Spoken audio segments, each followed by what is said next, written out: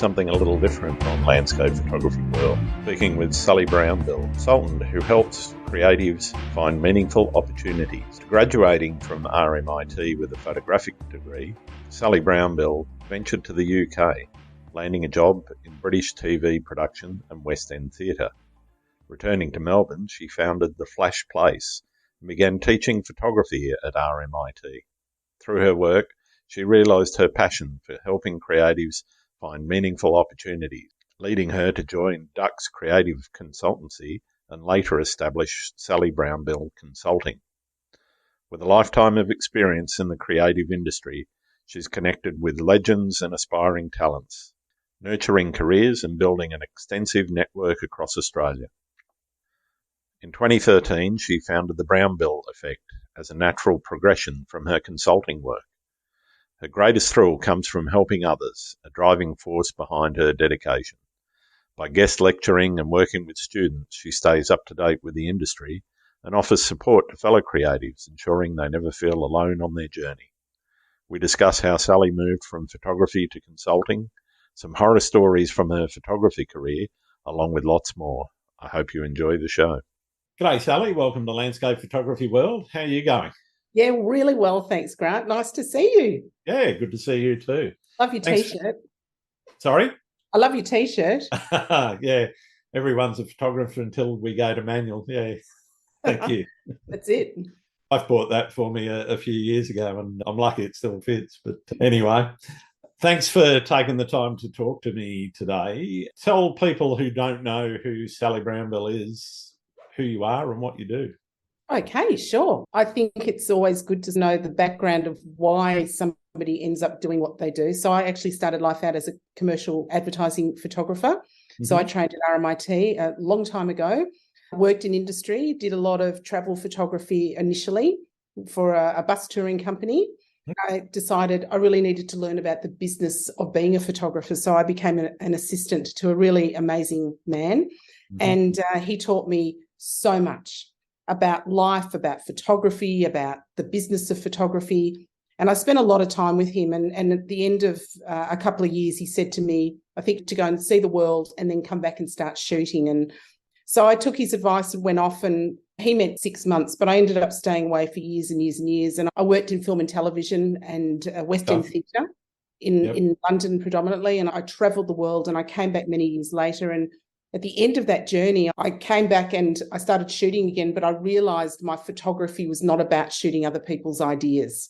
Yeah, right. My photography, and when you're in it, you don't realise it. Even though I loved it and I ate it and I breathed it and I lived it, I didn't want to be shooting other people's ideas. I was a bit lost. So I went back to RMIT and spoke to my lecturers, and they invited me to come and start teaching. So I started teaching photography and to photography students and also to advertising students, which started to open up my world of understanding advertising. And at the same time, a lot of friends that were photographers said to me, we heard you're not shooting anymore, but you never shut up. You've got your mouth's always on the go, hence this and my logo. And everything about photography will pay you to take our folios out. So nice. Work. So I started to build this huge network of design studios and advertising agencies and government departments and everybody that needed photography. And I started to gather photographers and to help them be the best that they could be then and go out and get them work.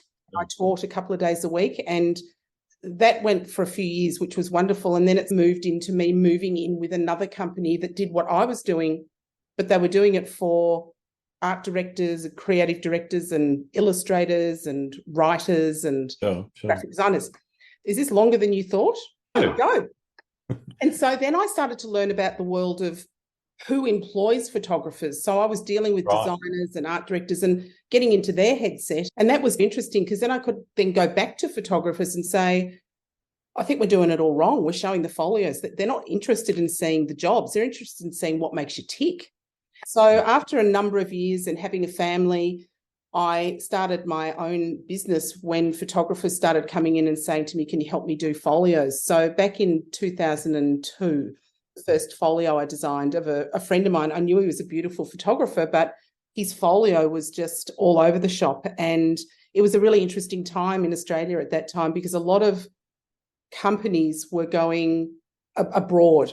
And so work that was being done in Australia, especially in the food industry, was now being shot abroad, and there was a lot of stock photography being used. Yep. And photographers who had just kept ticking over with clients for years and years, they now all of a sudden had to work out how to promote themselves. So it was quite a different time. And so I was right in at that core going, come on, everyone, I can do your folios. And so that's where that part of my business started. So I design and do layout and work with photographers at all stages of their career to help build portfolios that turned into also websites and also into helping curate exhibitions and what images are going to go into exhibitions as well. That's still a very big part of my business. I then moved into starting the creative directory, which is on the brownbilleffect.com. Shameless advertisement there. That's not a problem. We have no shame on this podcast. Excellent.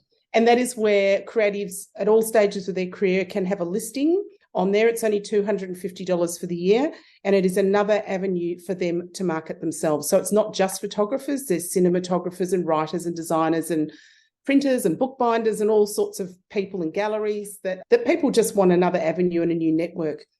For the last really long time, over 25 years, I've been building this massive network in all areas of the creative world. The folio designing and website and curation of images and books is a big part of what I do. But then I also started to do recruitment into the creative industry as well, because it was just coming in the door. Everyone, do you know anyone that can work in my studio? Can you just help me do this? And so then I also started a series of consultations, which are only 2 hours long, where it's about career guidance. It's about looking at what you have, how you're presenting yourself, how your folio and or your website looks. If you need a CV, what to put into that. And it doesn't matter at what stage you are or what creative ilk you have.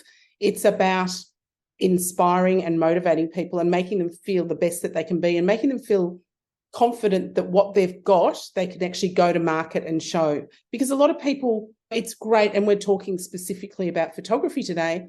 Sure. It's really easy. The easy part of it is taking the pictures and being a really good photographer. But the understanding of the business side of photography is what is always lacked. And years of teaching at a variety of universities. I do a lot of guest lecturing now. I judge many awards, of which landscape has been a lot over the years. People always have that hesitation about understanding the business of photography and working on your business and how to promote yourself. And it's a tough gig, and it's I'm there going, do you know what? You're not the only one. It is a tough gig. And what is your photography about? So in this instance, what is your landscape photography? Is it about feeding your soul while you have a full-time job? Or is it about you're wanting to exhibit your work and slowly move out of your full-time job? Are you wanting to retire and get into something else? There's all sorts of areas. Nothing shocks me anymore. I love meeting people. I get a huge inspiration about working with other people's imagery. I have no emotional attachment to it, so I'm very clear-cut about what works and what doesn't and what their strengths and what their weaknesses are. I started an assistant register in addition to the creative directory, so people that are wanting to actually learn about business and work with other photographers, so they can be listed on there as an assistant.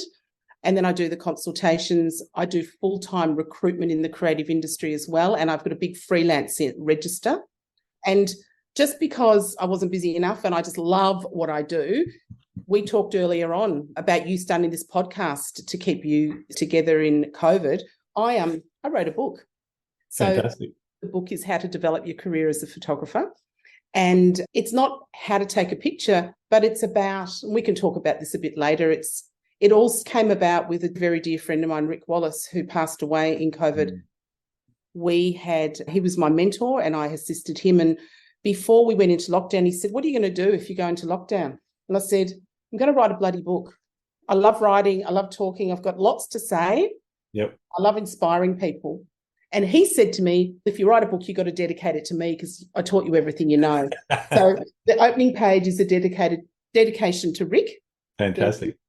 And it really, do you know what? He died about 2 weeks after that. Just hideous things, not of COVID. And I thought, shit, I better put my money where my mouth is. And I did it. And I'm so proud of it. And it is all about what he taught me in a lifetime of working and motivation and inspiration and about networking. And and not in an ugly way, in a really beautiful, positive, let's make it a community and let's make everybody enjoy, bounce out of bed and get into photography way. Having read the ebook, I can certainly recommend it to anybody that wants to either start or is going already down the path of becoming a professional photographer, whether that's in product or portrait or wedding or even landscape photography. Yeah, everything in there it's generic. It's not generic, about, and it's not about a specific kind of photography. It's about a state. Absolutely. And what it does is it makes it really clear that you've got to wear a lot of hats when you're starting your own business. You're the CEO, you're the chief marketing officer, you're the chief cook and bottle wash and janitor all the rest of that. And you change the toilet rolls. Yep, exactly. You've got to move your car. You do your own invoicing. And it's a lot, because especially if you're coming out of studying, all you have to worry about when you're studying is like, my project's due in 2 weeks' time. And mostly you shoot it the day before when you're a student, and money's involved or other people are involved. It's very rare in any kind of photography that you are on your own. You may shoot on your own, but there's always either a publisher or a gallerist or an art director or a designer or a printer or somebody else involved. So it's about communication as well, hugely about communication. So I want to take you back a little bit to the beginning and the genesis of the Brownbill Effect. What made you decide to actually start?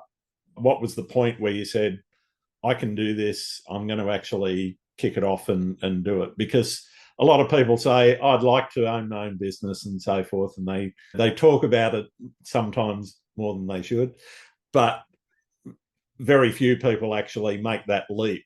What was it like to make that leap for you? I'm just interested in the emotions that were going on and the things that you were thinking about when you first started. Yeah, it's a really lovely question, Grant. So there's the two parts to the Brownbill Effect. The first part was the portfolio, deciding to make a living out of doing portfolios. And that was, I'd been in a design studio and photographers would come in and show me folios that I would show the design studio. And I said to this particular guy, I can't show you this. There's a squashed moth on the front page. And I know your work is so much better than this. And it's stuck in with bloody masking tape. I can't show this. Yeah. And he said, what would you do? And I said, I don't know, but I know that they would love you working for them. He was a food photographer and I'm coming over and we're going to work it out. Print all your stuff out and we're going to lay it all out. And that's how it literally started. And I thought, gee, I love this because I get my creative on when I'm doing it.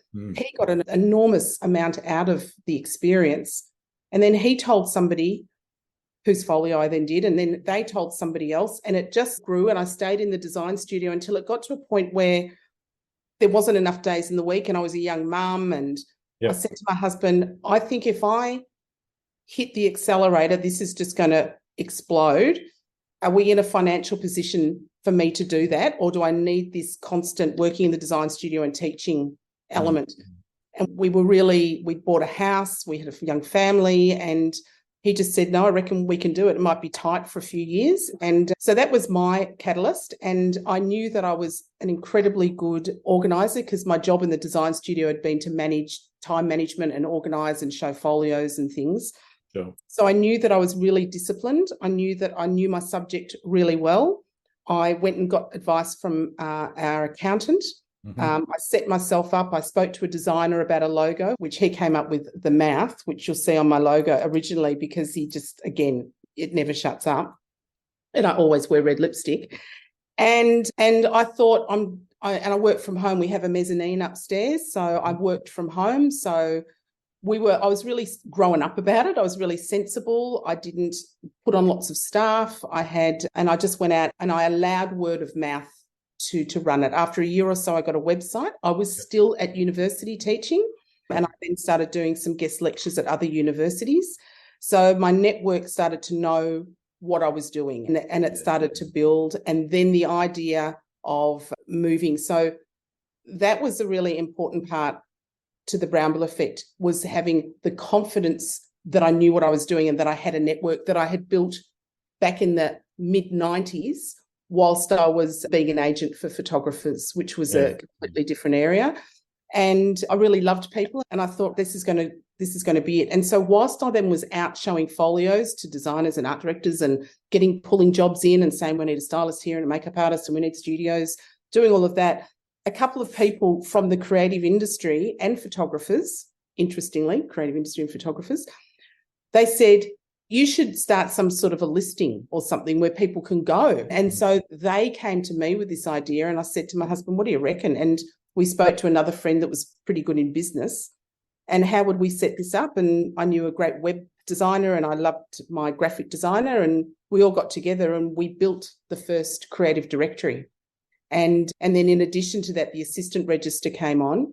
And it was at that time that I was still doing the folios, the creative directory and the assistant register, that the industry started ringing me going, listen, we know you're expanding. Would it expand to helping us find full-time staff? And I just went, yeah, not really knowing a whole lot about it. And then realising I then had to go to a lawyer. I then had to get terms and conditions and understand all that. So I went on a massive business learning curve myself. Like I often say, I'm not a businesswoman's belly button, but I've got lots of great people around me that I ring and go, shit, what do I do here? So I was smart about it because I was a bit older and I'd seen a lot of businesses go down the tubes. And so that was the catalyst for why I did it. And the reason I still do it after. And so that was in 2012 that we built that, and I launched it early 2013. And so this is our 10th year. So it's a really nice time to be talking about it. That was the catalyst for it to start. And the reason I still do it is because I love every minute of it. Every day I bounce out of bed, something completely different is happening. I'm dealing a lot with photography. I wrote the book. I'm just writing my second book now. That I hope to be released towards the end of the year. And it's about creativity in general. Fantastic. So it's not photography specific. It's about it's okay at any stage in your life to be creative. And what do we need to allow yourself to do that? Absolutely.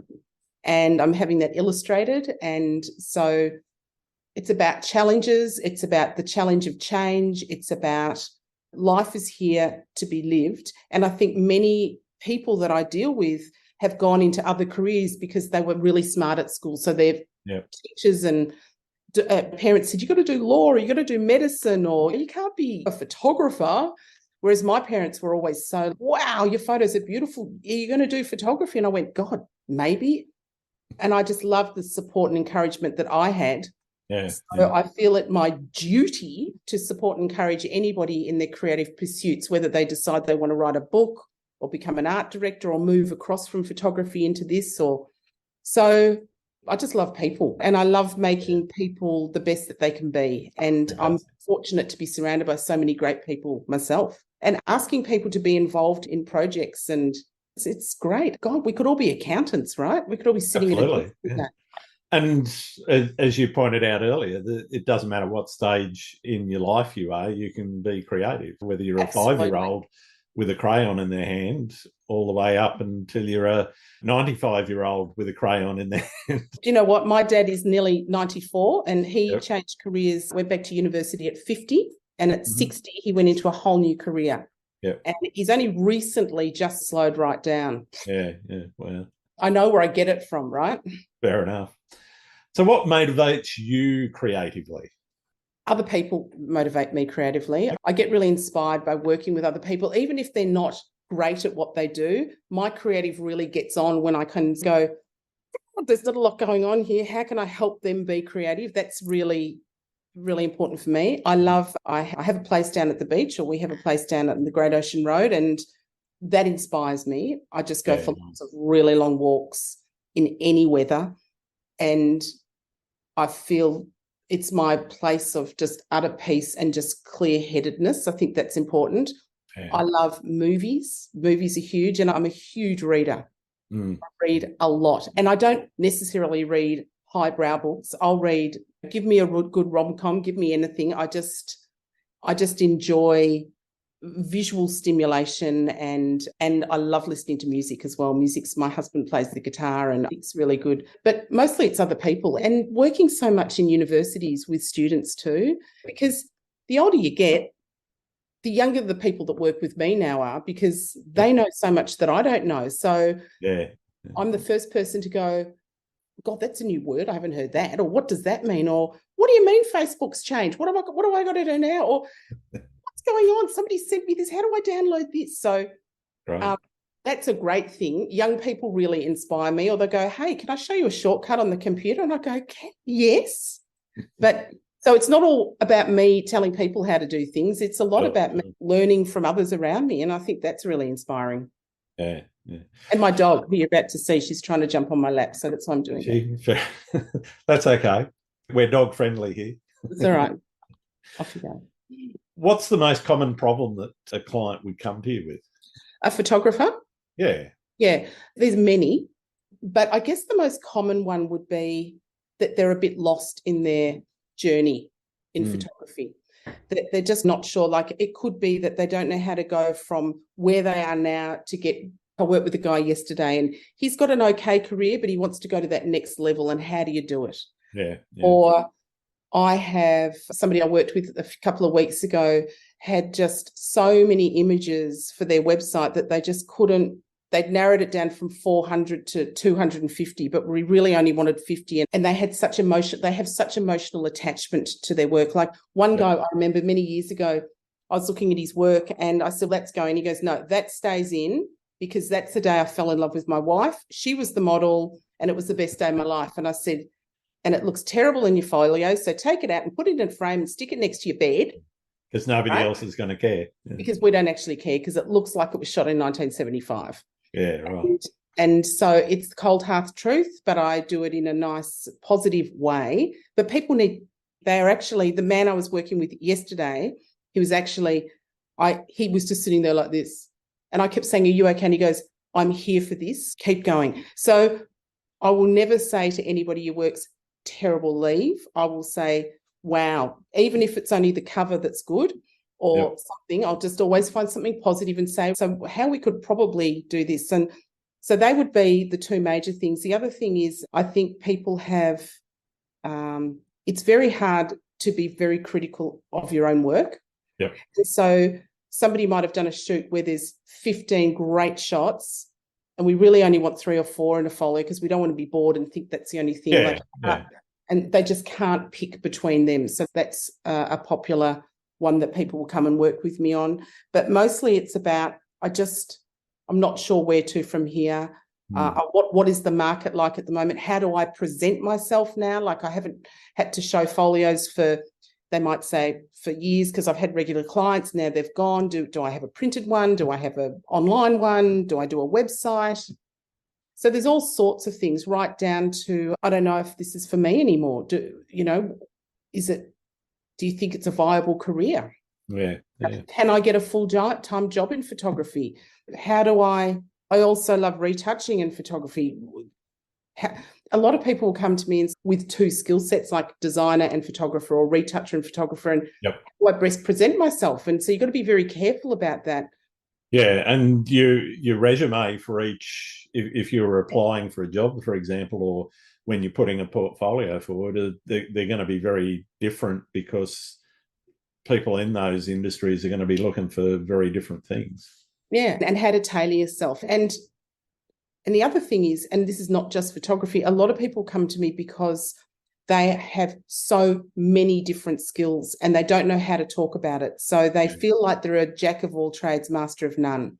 Yeah. And so it's about, and that could be photographing everything from landscape, cars, fashion and product, right through to being a designer, an illustrator, also a videographer and a photographer. You can't confuse people. You have to be we are in a world of communication. So it's about how do I talk about myself clearly? How do I articulate what I want to do and work through that with them? So it might be, right, design is really your main thing. So we're going to call you a designer, but your additional skill sets will be photography. And yeah, you can have multiple niches into which you fit, but you've got to have that main focus, which is how you describe. And especially with photography, because Europe is quite different where they specialise in one thing, like really niche. It could be, I just photograph orange bottles, right? Yep. Whereas in Melbourne especially, and Australia, but especially Melbourne, we can identify with photographers that have a style that takes us across like lifestyle photography that can take us into portraiture and buildings and food, for instance. And well, there's a lot of commonalities between, say, landscape and travel, for example. Absolutely. And then when I work with landscape photographers or documentary photographers and they're looking at trying to get commercial work, we have to be really careful about the imagery that we pick, because what we don't want is somebody looking at this beautiful work of Grant Swinburne's and going, oh, God, yeah, when I was in Bali, I've got a shot just like that. Yeah, so that's right. I am always talking about what is your point of difference. And so travel photography is a really interesting one, because many people that go to Bali or Italy or France are looking at the same stuff. But what is it that you've seen? Is it a nighttime photography, or have you just photographed people's feet? Have you made that your own? And what is your point of difference? And so, that is a great shot of the Eiffel Tower, but I've seen that 40 million times, and I'm not putting that in your folio again. Yeah, put it in a frame and stick it on your wall. Do you set creative challenges for any of your photographers? Yeah, absolutely. Yeah, I do. It's really important, especially when designing a layout for a website or a portfolio, because if we make a decision that we're going to have a title that says landscape or product or whatever it might be, and we've got 10 in one and 50 in the other, it's like we actually need to shoot more products. So why don't we go out and let's have a discussion. What do you like? Glassware. Glassware's great. Fruit bowls. I'm just going around my house at the moment. Lampshade. Sure. And that's the educator in me, helping them to decipher what it is that they're lacking in their bodies of work, and not doing it for them, but giving them really good ideas and a brief to go out to shoot, because so many people just need that. When they're lost, they need to be told what to do, or here is a brief, go out and you imagine it and how could it be. It's important, because absolutely sometimes it's just so nice. We grow up our whole life when we're at school with the bell ringing, telling us time to go to the toilet, time to eat lunch, time to go home. And then you're thrown out into the world and it's, wow, I've actually just got to run this all on my own. And work out where I got to be when I got to be. Yeah, and sometimes, a lot of the time, we all just get overwhelmed and go, I just don't want to have to think. I just want somebody to tell me, what am I doing? Yeah. And boy, do I love doing that. Certainly sounds like it. In a nice what about photographers setting goals for themselves? What advice do you have for people? And there's photographers I've spoken to that don't do that, but there's a lot of photographers that I know do actually set themselves goals and projects. And they're not always the professional ones either. Sometimes it's people that are just doing it as a hobby or as a weekend pastime. What advice for both sides of that, or both ends of that spectrum, can you give? I think setting goals, realistic goals, is hugely important, because otherwise you're just floating around. You're just going, whoa, I'm just going to take this. You have to have an element of the fork in the road. Wow, I thought I was heading there, but actually this is a good opportunity. So you have to be open to changing and opportunities. But goals are hugely important, but realistic, as I said. And what I mean by that is I will have somebody come and see me in October and say, I need a new website, I want to do a new folio with you, and I want to have an exhibition, and I'd like to do it all in December. And I'll say, which December? Not 2 months' time, December. And they go, yeah, do you think we can? I go, no, we can't. No, that's not going to work. So timelines are hugely important in photography.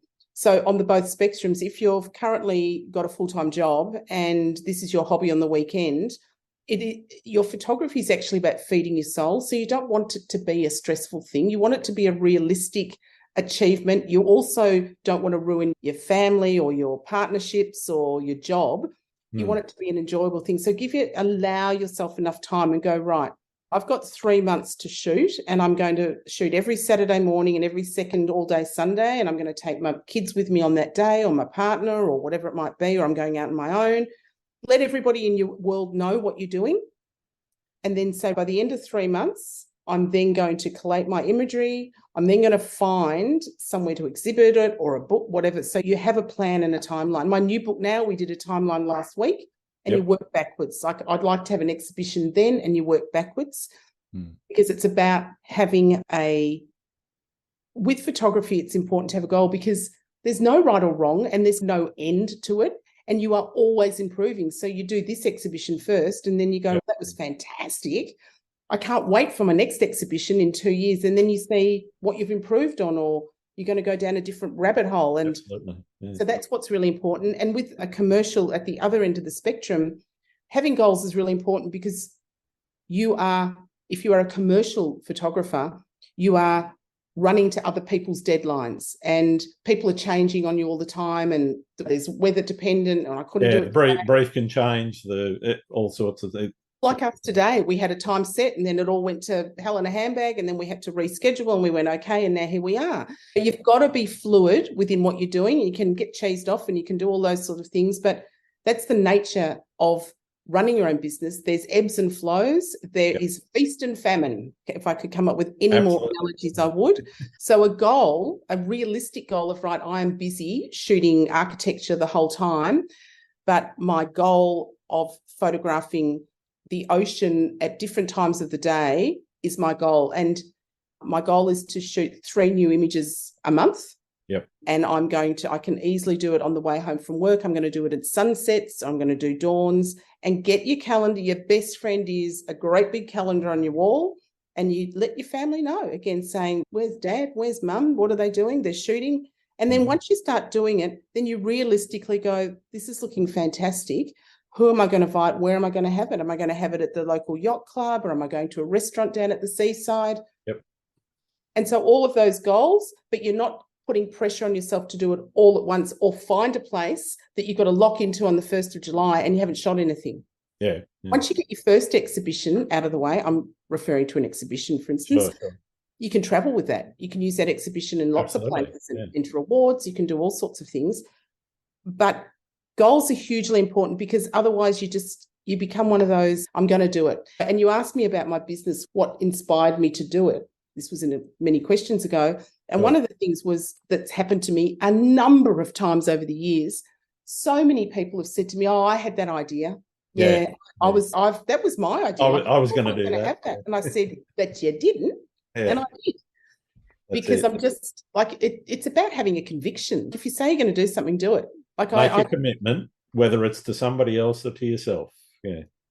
And photography is very much about that. It's like exercise. It's like owning a dog. It's a commitment, but it shouldn't be a stressful commitment. It should be a well-planned. You think about any shoot that you do, it's landscape. Let's say you're going to go into the middle of the Tasmanian bush. Yep. You've got enough water, enough food, warm clothing. Everything's planned before the shoot, and off you go. That's what this is all about, making it an enjoyable experience. Absolutely. What role do you think personal expression plays, but in particular in landscape photography, and how do you encourage your clients to infuse their own style and vision into their images? Yeah, I think it's hugely important, because you are the only point of difference between you and the next photographer. How you see things, how you feel things, how you present things. We can all be landscape photographers. We've all done landscape photography, but what is your point of difference? Is it the fact that you always include a person in it?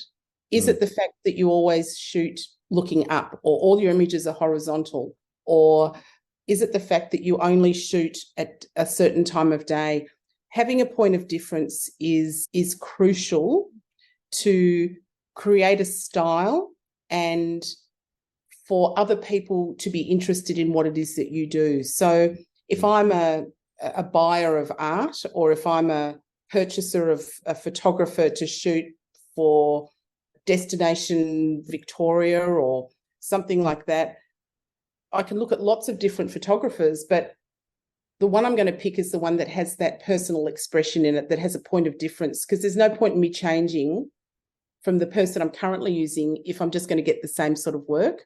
Absolutely. And that can grow. You might not know what it is for a long time, but photography is about trial and error. There's no right or wrong. And you can never second guess what somebody wants either. So it's really important to feel confident with who you are and what your expression is. I was dealing with a guy, I can't remember, maybe Monday, and he was up in New South Wales, and he is all about documenting the logging of forests. Yeah. And that was what the 2 hours was about. And I just said, everybody in documentary and landscape photography has done it. Yeah. Doing it. So what is your point of difference? Is it the community around there? Is it the people? Is it what's left behind? Is it what it's like before? There needs to be an angle. Why are you wanting to do it?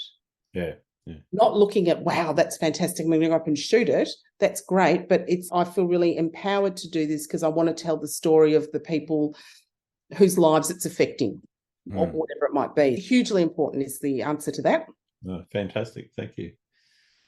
You mentioned there the trial and error, and to me that says, okay, you've got to go and take some risks, and one of those risks that you're going to come back with images that don't work or whatever. How do you help people when they're trying to learn from failure and setbacks? I lie them down on a couch and I pour wine down their throat. Yeah, and I just go, open up. No. Look, that's a life thing. I think if you... Definitely. Yeah. I grew up shooting a Hasselblad with 12 frames. And even my daughter now, when we're shooting, when kids take a photo, they go, bang, bang, bang, and there's 50 pictures. I'll just go and bang, got it. And they'll go, no, you got to do more. And I say, no, I don't. I got it on the first I nailed it. Yeah. I got a degree, for God's sake. It's about allowing yourself to fail. And I think it's a life lesson as well. Plenty of things in business that I've cocked up and I've just gone, wow, and I burst into tears. And then I go, okay, I'm not going to do that again. Photography is about trial and error. If life was that simple, everything that we did would work out, and it doesn't. And sometimes the most wonderful, I remember many years ago on my Hasselblad, it was an ELM, 500 ELM, I've still got it, it's an automatic one, and I put some film in it. I was photographing a friend of mine, and the battery started to run down. So when I shot it, the frame slid up. So when I processed it, her face was there, but it just went through with this white swoosh up. Yeah. The light had, the pin light had gone into the lens. I don't know what had happened. And they were just like the best mistake I've ever made. And this was before Photoshop or anything. Sure. And the lecturers are going, how did you do it? And I went, the battery was running down. And I just kept on going thinking this will work. So it is frustrating. It's like, I don't know if you play golf. Like my husband plays golf, and I was just taken up trying to take up. I haven't had a round for a long time, right. but So I used to play a bit. Did you? So I'm a tennis player. I took up golf for 3 minutes because the first 2 shots I thought I was off to the national, right? I was great. And the next 4 days, I nearly broke my neck jarring and hitting the ground. I couldn't. And it's as frustrating as hell, but are you committed to it? Yeah. I'm probably not at the moment. Maybe in a few years I might be, but with photography, are you committed to it? It's what did I learn from that? Shivers, I'm not going to do that again. And also, wow, I didn't think that was going to happen. This could be really cool. Cover your ass. Whenever we're photographed, I cut my teeth on shooting weddings at the very beginning. It's how I got to travel for so long. Now, you can't stuff up a wedding, right? Because you can't reshoot that. And that was incredibly stressful. And I just shot, am I allowed to say shit? I'm doing it. I just shot the shit out of them. I had 5 cameras and I shoot, and most of them were okay. And thank God that camera didn't even roll on. So just forget about them. And it's about an expression of interest. It is a direct relationship to your mood and how you are. And just some days you can't make yourself creative. Yeah. If you don't feel it, don't pick your camera up. Like, actually, if you're traveling and you're doing travel photography or landscape and you're going out and the light's crappy, or you've had a terrible sleep, or you've got a headache or a sore tooth, or just go out and experience it. And start thinking about, if I bring my camera back out, what's this going to be like? Or just don't take it out of your bag. That's okay too. Absolutely. And I think that's really important, to allow yourself to have the stuff ups.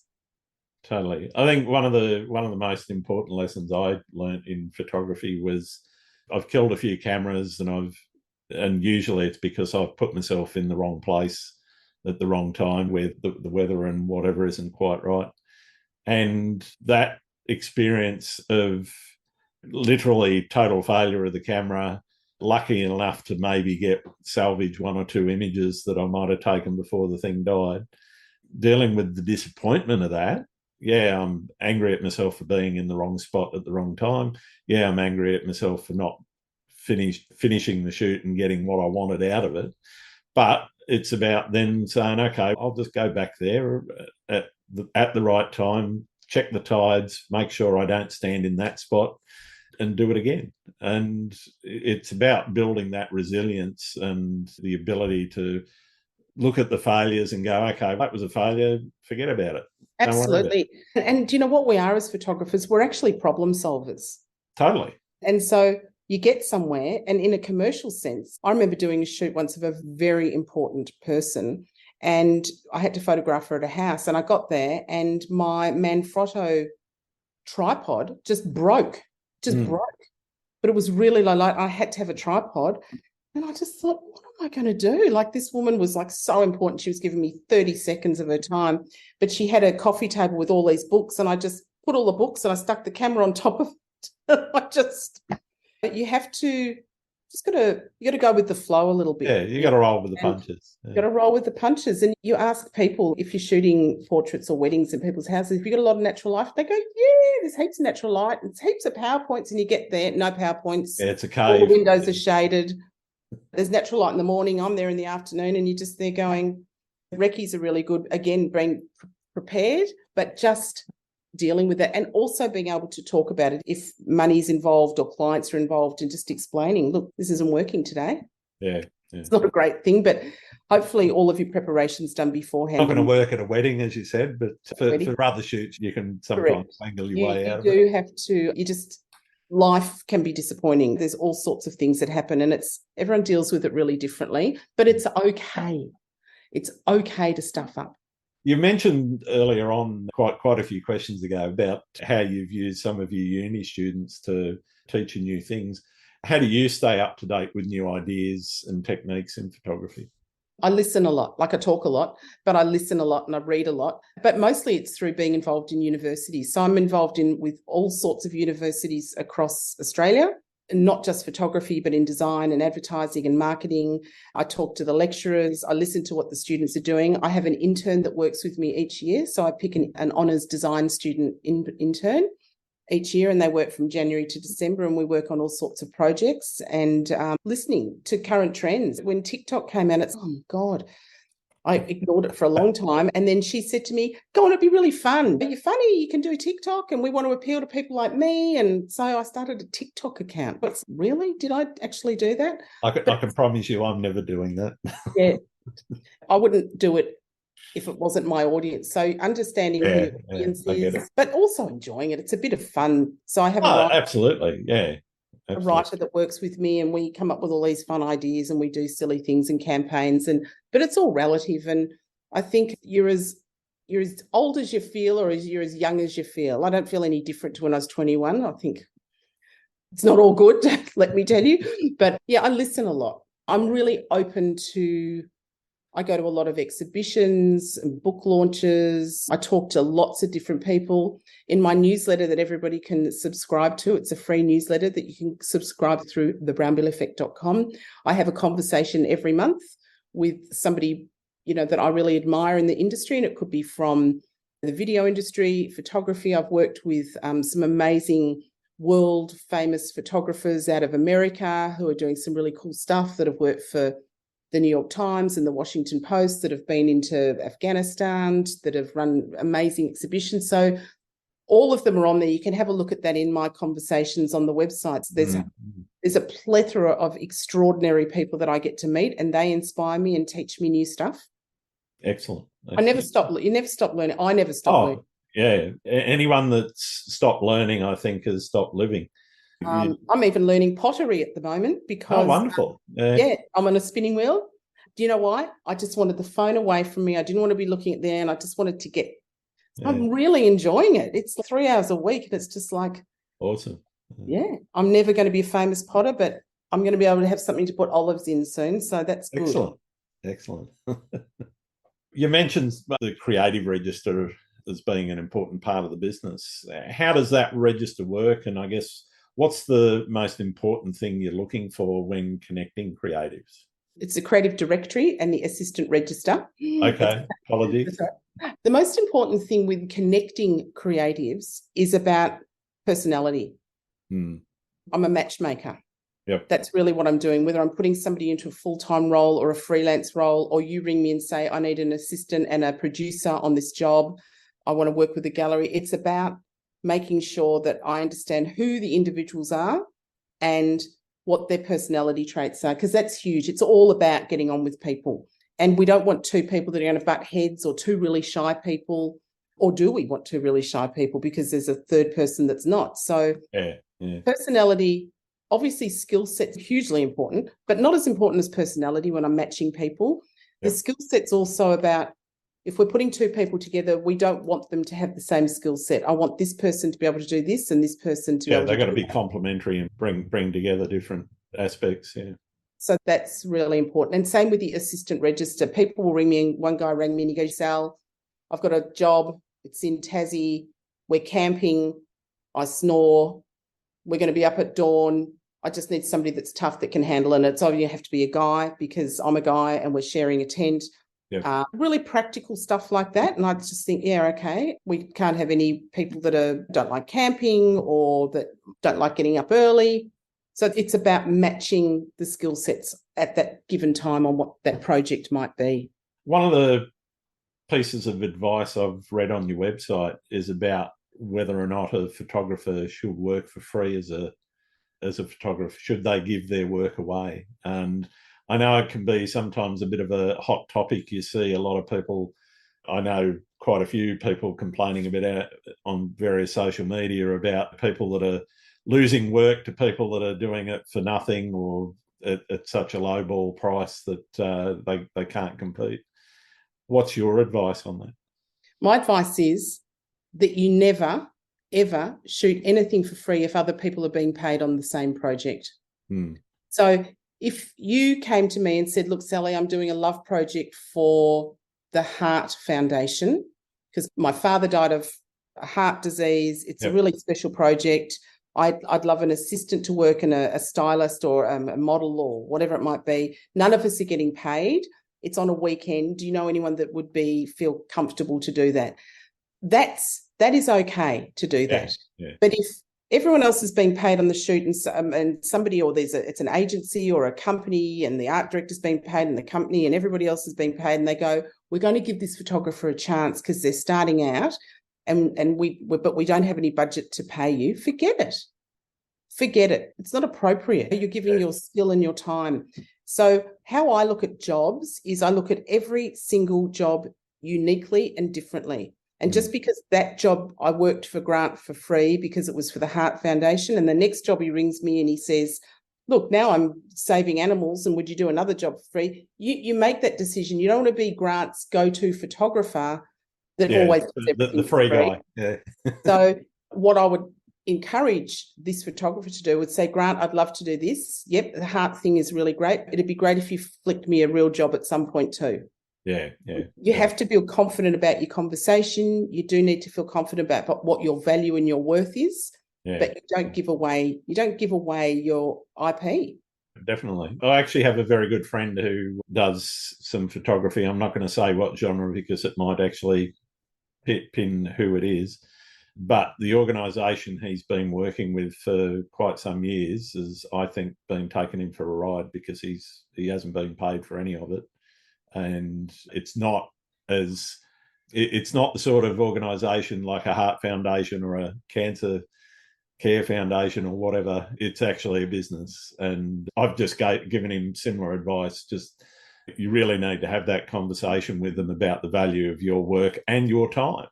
But you've also got to take ownership of allowing that to happen in your life too. Absolutely. It's like people in bad relationships. You've actually allowed that person to treat you really badly. And you can do it for a very short period of time, but then you go, come on, mate, I've done a lot of jobs for you for free. I just actually can't afford to do that anymore. And I've had to. So your mate, he has to own that and go, look, I've created this monster. I've said, because he's been excited to do some photography. Absolutely. Yeah. And that's why he got into it. He loves what he does. Yeah. And he loves what he does. And so he either has to own it and go, okay, based on me doing all this free photography for them, I'm going to turn it into a book. I'm actually going to make something out of it now, or I'm going to turn it into an exhibition, or this is just my soul. I don't need money. I'm not worried about it. I'm earning money somewhere else. It's a personal journey for him, but it's certainly people will take, it's human nature, people take advantage of you if you do good deeds. So definitely. The thing called boundaries, and you have to have these boundaries with clients and friendships. Contra deals are okay. A designer might say, listen, I've got a really terrible budget for this, but if you shoot this project for me, I'll rebrand you or I'll design your website. And then you go, that works. Yeah. But you usually find those sorts of things are one or two offs. It'll be a tit for tat. You do this, I'll and do next that. time, I'd like to think that you hire me for a job and pay me properly. Yeah.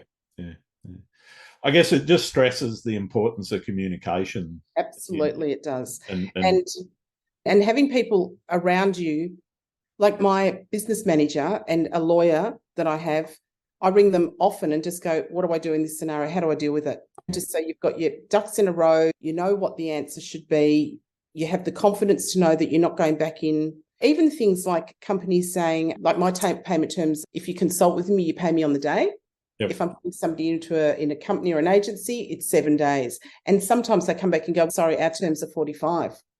So I'm there going, okay, how do I get around that? Because mine are 7 days. And my business manager will just write to them and say, we'd love to do the work for you, but I'm afraid our terms are 7 days. We're a small business. If you look at what's going on in small business Victoria at the moment. And it's all about cash flow. Yeah. And 45 days isn't going to cut it. And then they normally come back and go, okay. So you don't ask, you don't get. Right. Yeah, totally. And that's what life is about. It's like when you're traveling. I spent many years traveling the world, and people would say, if ever you're in Germany, come and look me up. If ever, and you'll be sorry you said that. But do you know what? In the last 30 years, we've had half the world come and stay with us here because I stayed with them there, and our kids are all traveling together now and all that sort of stuff. So if you don't ask, you don't get. And you can never assume things either. So I'll assume that this is going to work. You just ask the question. Like you don't, especially when it comes to money too. Like are you getting paid for that? I assume I am. Don't. Yeah, not all the universities pay. Tell you've either got a spit in a handshake that says you are, or a piece of paper. And if you're guest lecturing, which I do an enormous amount of at a huge variety of places, some unis pay really well, some don't pay at all. So you have to ask the question and then you make that decision. And I think I'm never going to retire on a guest lecture salary of an hour. Do I want to do it? Yeah, I do, because I really enjoy giving back. But if I can get paid, that's really nice too. So I know the unis that do and the unis that don't. And I don't distinguish between them because it's like my charity thing that I do. And I'm really like this today. I'm really enjoying this conversation. And you make those decisions. Absolutely. You talked about cash flow, one of the hardest things. You also mentioned the feast and famine that you go through with a photographer. How important do you think it is to have diversification in your income streams for a photographer? I think when you're starting out, you have to do your research, right? So for me, when I started out, I taught 2 days a week. So no matter what happened with everything else, I knew that I had enough money to cover our mortgage and to feed us as part with my husband's salary. So I think what's really important is that you don't jump in too quickly and stress and panic, because that's the worst thing to be doing until you gather up a good network and a good base of clients. It might be 2 or 3 clients. It might be one client that you lock in for 12 months and you're going to do a catalogue every month for that person that's going to cover all of your studio expenses or whatever it is. The other thing with invoicing is invoice every week. Don't wait until the end of the month, because if you're invoicing every week, that should be your plan. So every week money's coming in. That's really important as well. Have a great bookkeeper.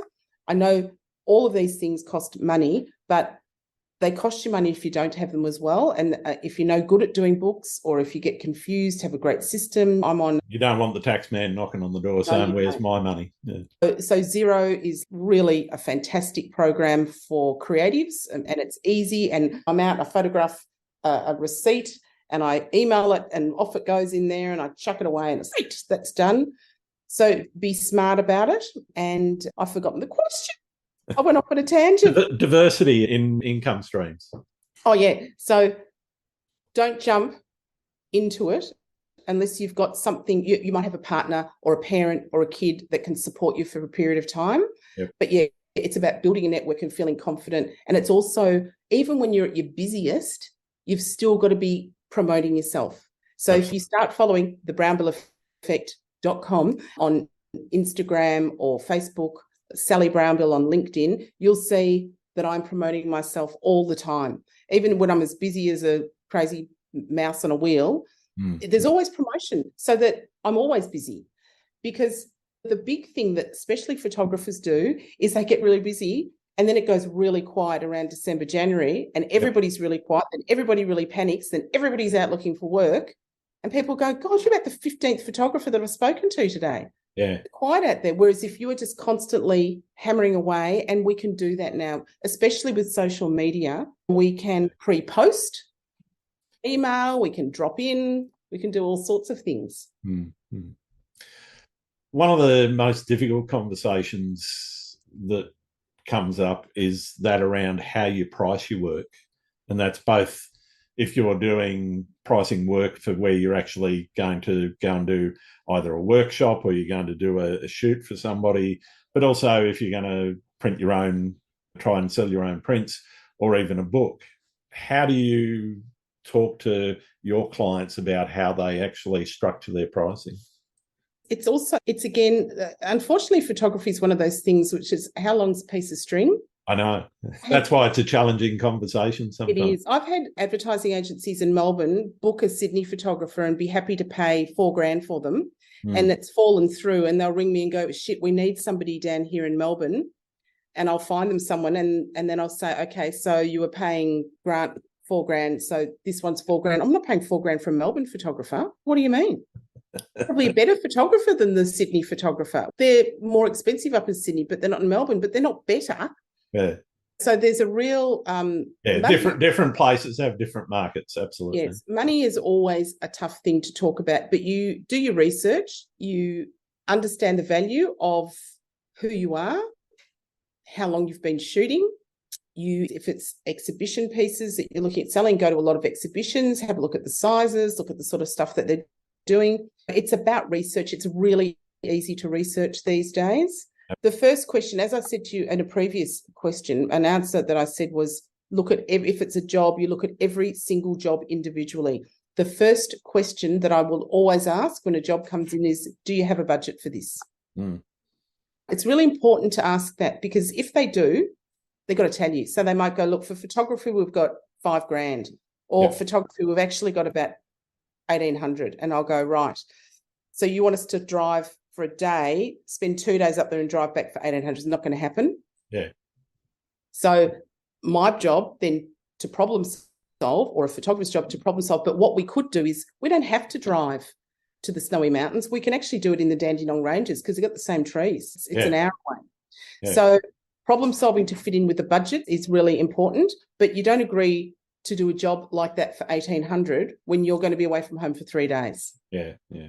So it's about conversation, having the confidence to know your worth and to know what is right and what's wrong. It can also do on the flip side, because you can be listening to the job and thinking, I reckon it's probably about $2,000, and they go, yeah, my budget's $5,000, and you go, oh, okay, I'll take that. Yeah, I think I could. Yeah, I think I'll get them. Yeah, I think that should be okay. And you hang up and you go, whoa. Yeah, I'll squeeze it in for that. Yeah. I'll squeeze it in. Talking about, but some people will come back and go, look, we don't have a budget. We've never done this before. Or the guy that we used last time, he didn't really charge properly. Okay, what did he charge? Yeah. So ask as many questions as you can, what your day rate is. And then you look at also, if it is a $2,000 budget, but it's an extraordinary opportunity to go up in a helicopter over Lake Eyre, they're going to put on dinner that night with a famous chef. Yep. And you're not doing anything, you'd probably do it. Yeah, yeah. Yeah? And they'd go, mate, thanks so much for helping us out. We'll make sure we'll give you a proper paying job next time. Yeah. So, again, you look at every job. It was really big in the 80s and the 90s to have rate cards. Yeah. Rate cards are really good for you to know what your rate is for a full day, a half day.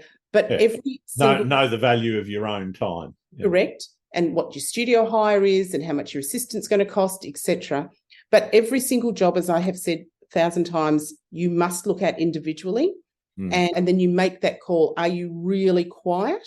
It's a bit like the plumber on a Sunday. If he doesn't want to work, but if you pay him double, he'll will.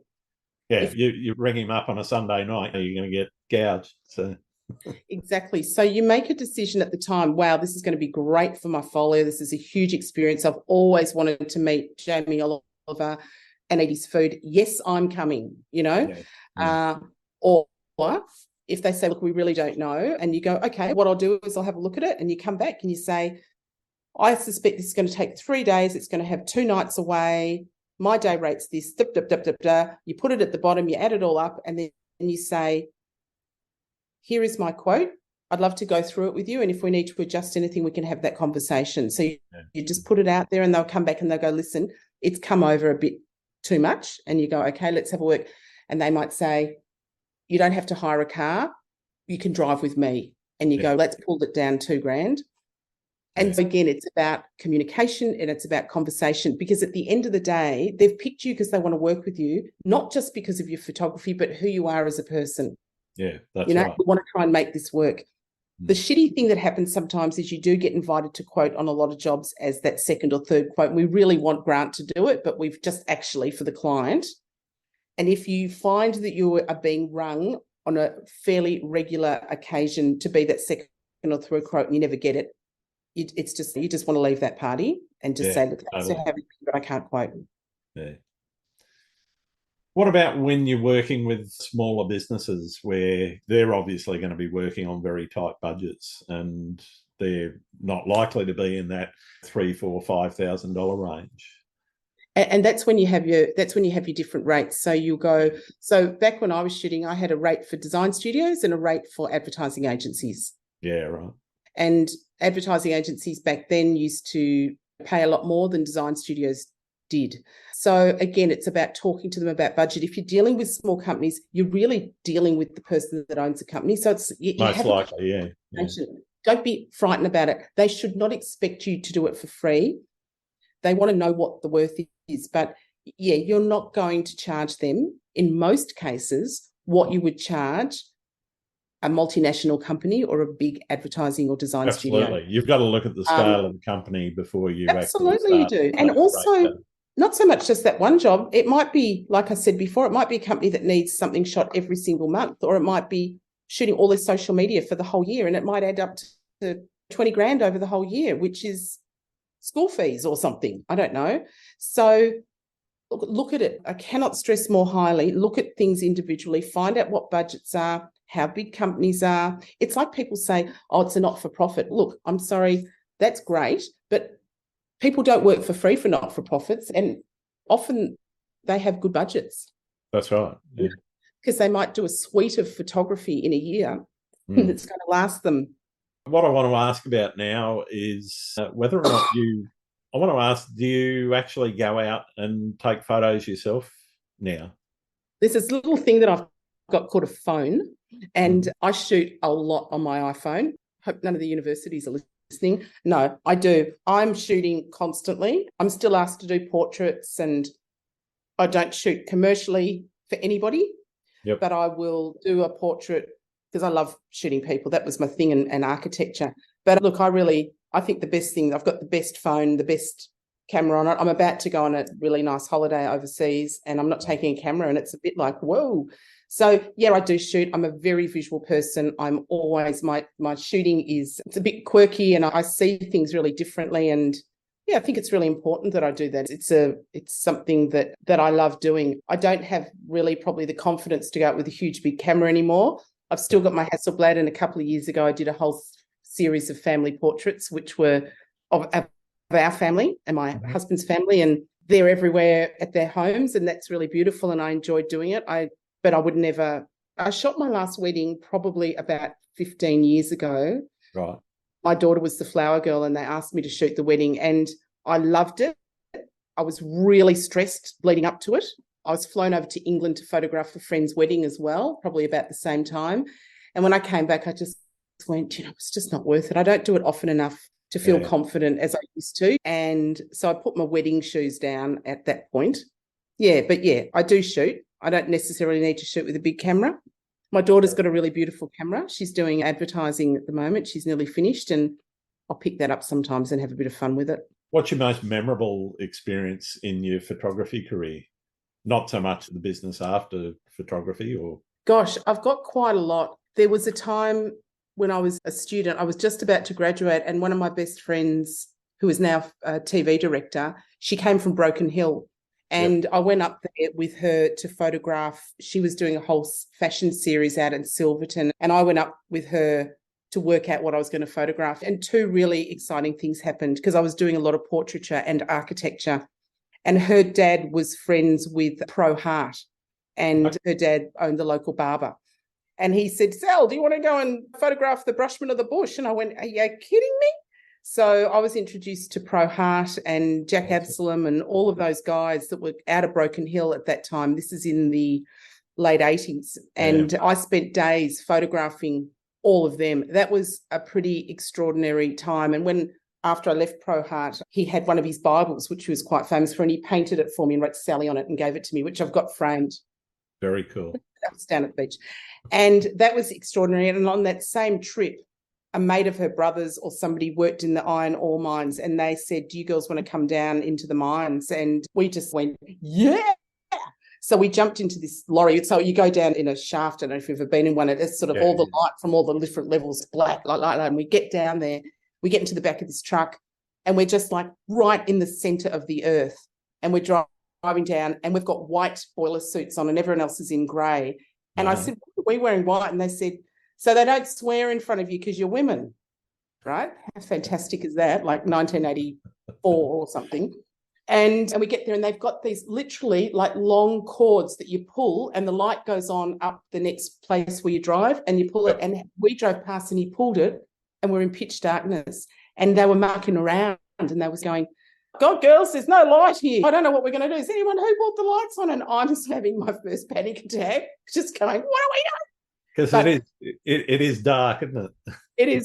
It is dark, man. And it's like you can't see. And so they were just lovely, and they loved us girls, and they took us into all these great areas, and I got some extraordinary photography. And those two moments were like, if I didn't have a camera and I didn't do what I was doing, I would never have experienced that. Yeah. And I did some pretty amazing jobs. He had one job for hotels, and we got in planes and we flew all over far north Queensland. And another job which I had on my own was working for a bus touring company, and I got on a bus and I literally went up to far north Queensland and camped with German tourists for doing photography for their travel brochures. And that was back in the day of film, so all my cameras were in my camera bags in cases. It was my mum's idea.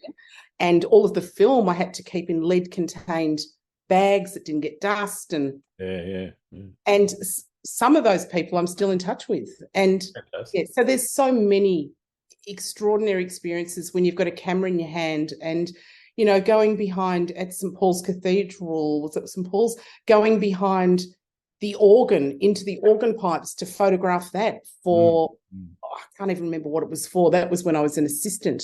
And meeting famous people, going on set.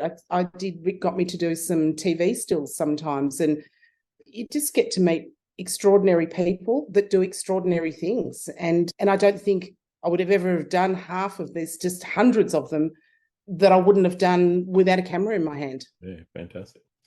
What about horror stories? Plenty of those. My horror story as an assistant, can I tell you about that one? Yeah, go for it. So this is before retouching or anything. I was the assistant, I was Rick's assistant, and we had the white cyclorama that I'd painted. It was beautiful, and every day we painted it. And it was for a company that did pots, and for flower pots and beautiful big urns and all of those sorts of things. And so every night at the end of the shoot, it'd be a big white cyc, and then they'd come in and we'd photograph them because they were going to deep etch them all. It was 5 days of shooting. It was huge. We had everything from wheelbarrows, and everything was coming in, and everything had to be spotless. And that was it. And on the last night, it was a wrap. It was all finished. It was fantastic. We opened up the beers and off we went, and we got shellacked. We ended up down on Chapel Street having dinner. There was the client, there was me, the photographer, everybody that was involved. It was this massive thing. And one of the girls was still back at the studio, and because it'd be before mobile phones, the studio phone had rung, and she just went, right, okay. So she ran down to the restaurant where she was meeting, and she goes, guys, the big boss has just rung to just say that there's 5 more products that haven't been photographed. And you're all hammered. Need to be done tomorrow, right? And he's going to be at the studio at 7 a.m. because they've got to go to print at lunchtime. And I am literally like 21 cross-eyed. I've had about 5,000 drinks and we were all like that. And Rick turns to me and goes, "You're going to have to go back and paint the psych." And I went, "What? I can't even walk." And he goes, "You're going to have to," right? And they kept, and so I just went, oh, I got the keys. I was crying. I got all the way up there. I turned the bloody studio lights on. I went into the back and I stirred the pot of paint and I painted, like crying. And Dave, one of the other guys, had come up to see if I was okay about an hour and a half later. Thanks, guys. And he walked up and I remember he's standing there and he goes, "Oh, you're going to be in so much trouble." And I said, "Why? I painted the bloody thing." And I painted it pale blue. Not white. I used the wrong tin of paint. I was in all kinds of trouble. You can't even imagine. But Dave was lovely and we got all the redheads on it. We dried it. I rang my mum and said, "I'm not coming home tonight, Mum, staying at the studio."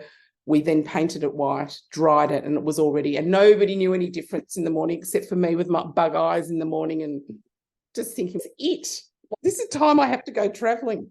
Amazing. So that was my biggest horror story as an assistant. And a friend of mine photographed a wedding and he had a Mamiya and he had about 6 different backs. He said, "I'm just going to run it really cleverly here." And he had a back with black and white in it, one with colour, one with infrared, just real professional, and he was so organised anyway, shot the whole wedding, put the backs on, put another back on. He hadn't put any bloody film in it.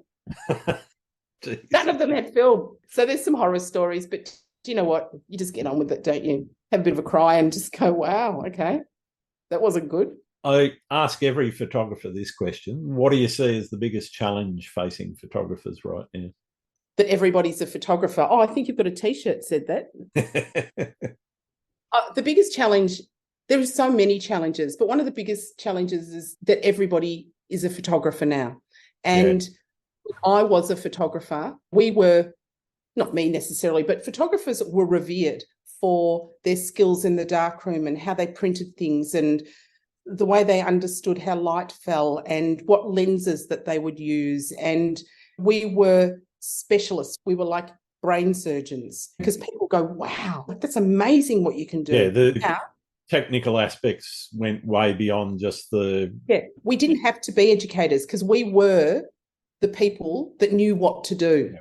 And whereas now most of our jobs as photographers are educating clients. Like, how can that be? I could do that. Or my son did that. Or, look, we're now just got in the back of our agency, we've got a little studio set up and we just shoot all of our own product. And that never used to happen. That is the challenge for photographers, that they are competing against non-photographers to shoot work. And it was a bit like when Instagram became hugely popular and companies wanted to work with photographers that had huge Instagram followings. Yeah. Now that's all cool, and I get that because it was helping their product and that's how influencers came, and there is certainly a place for that. But when it comes to really high skill levels of understanding the intricacies, you really do need a photographer that is able to perform those tasks, whether it be in the retouching stakes or trying to get it right on camera the first time and saving money rather than trying to splice it all together. Absolutely. Or even if it is really solely for the photographer understanding the production values of a huge shoot. Yeah. Whereas somebody who's really cool on Instagram and has 50,000 followers, it might end up being a complete schmozzle because they don't know how to direct talent or they don't know how to they don't know how to manage that scaled up production. Yeah. So those sorts of things of it becoming watered down has been a huge problem. I was involved with, he's now passed also, a guy called Nadish who brought out the first digital camera into the country. And I was his agent at the time, and my job was and he had stables at the back of Caulfield Racecourse. They were his studios. Yep. And my job was to bring the advertising and design and photography industry into evenings where I'd clack around in high heels with cheese and wine, and we talk about this camera. And it was huge. It took up a whole room. It had 3 filters on it, and you could only use an incandescent light source, and it could only shoot product. And we'd be in there and he'd be going, "I'm telling you, within the next 5 years, these cameras will be the size of our hand. And they said, look, we need to travel and we can't travel with these, and we do fashion and it's really going to take off. That wasn't that long ago. So we've been through the challenges of educating everybody and understanding that digital didn't capture colour in fabrics as well as film did, and how does it get better and better, and how did the camera get smaller, and then we got phones and everything. We are not adverse to challenge as photographers. We have just experienced so much. I've still got a darkroom at my dad's place, mum and dad's place, but having it watered down as it has been, because everybody shoots, I think is a real problem. I think it's great that people can do it, but at the same time, it's about getting back to what is your point of difference. Why should you use me or you as a commercial photographer or as a landscape photographer rather than my friend's son's girlfriend who's giving it a go, or she's got an Instagram following. So it's an education process. And I think that is probably the biggest challenge. People will always want to see photography. Photography books has become a huge thing. Exhibitions, world photo fairs. It has become part of the social structure of the masses photography. And it's where do you fit into it? There is no right or wrong, but it's then I fit into it here, and then I'm going to educate people around me on how I fit into it. Yeah. And my role in it, personally, is to make you be the best that you can be within that genre that you've selected, or that I help you identify is your selection. Fantastic. What do you see as the future of photography? I see that every photographer on the planet needs to read this book. Look, I would like to see that it goes full circle and that people are starting to go back into darkrooms and shooting on large format camera and trying out film. It's already happening. Yeah. I think that would be really great for people to actually experience that and learn how to shoot in 10 frames. That would be really nice. Look, photography, design, advertising, marketing, commercialism is never going anywhere. It's just not. Yeah. It will always be around in some form or another. I don't know, we might end up having cameras in our blooming, there's my dog, sorry about that, in our glasses. Who knows? I'm not a high-tech person. I think Google tried that and then people thought that's a bit creepy. So it is very creepy. Look, I'm not into technology. I just think the future is photography is what we want it to be. We need to keep it, for those of us that are in it, we need to keep it alive and keep educating people and trialing new things and giving it a go. As I said, we have gone through, in my 30 years, I've just gone through so much change in photography. Oh, absolutely. But I would like to see photographers not be lazy in the future. I think that's one of the biggest fears, that people we'll just shoot it and we'll fix it up later. I think I would personally like to see it get back to it becoming much more of a craft. Yeah. Wouldn't that be great? Yeah, cool. Are there any photographers, landscape photographers in particular, that you think I should be talking to on the podcast? Oh, gosh, put me on the spot, Grant. I wish you'd asked me that before, because there's so many incredible people that I work with. So what I'm going to do is I'm going to put a list together for you, and I think fantastic. That we will, and I'll put some website links together, because I would feel awful if I mentioned a few people and not the ones that I want to mention. Yep. Yeah, I think I'm just going to let me just cogitate on that one for a minute, and I'll email you about that afterwards. All right, brilliant. Thank you. I've got one more question, and it's one that's easier than the last one. It should be, but it is a very divisive issue that many photographers seem to fall either side of. Do you like pineapple on pizza? Yes, and I also like beetroot in hamburgers. Do you? I'm not a fan of the beetroot on a hamburger, but the pineapple on a pizza is just fine. Pineapple on a pizza and mango in a salad. Mango in a salad's fantastic. Yeah, no, love it. And what a great question to end on. Thank you. And thank you so much for taking the time to share some of your wisdom, Sally. It's been wonderful getting to know you a little bit better and dig into what you're doing. You've mentioned the website a few times, so I normally ask where can people find your work, but I think they've heard that. The Brownbill Effect.com, and that's a BROWN, B for Betty, ILL. Yeah, so the BrownbillEffect.com, everything's on there if you want to book a consultation, if you want to read some of the great conversations that I've had over the years with people. Buy the book. If you want to buy the book, there's a hard copy and there's also an app. There's all sorts of things on there that you can go to. And I really thank you for inviting me as somebody that's not shooting landscape, but that can talk about photography until she's blue in the face. Thanks for having me. I've really enjoyed it. Thank you. It's been absolutely wonderful having you on the show. And if I come up to Sydney, let's go out and have a pizza with pineapple on it.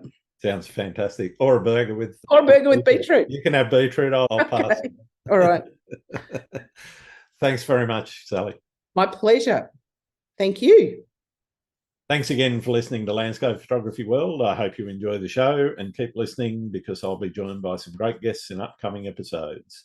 You can find my work in this podcast at grantswinburnphotography.com. I'm also on Vero, Twitter, YouTube, Instagram, and Facebook.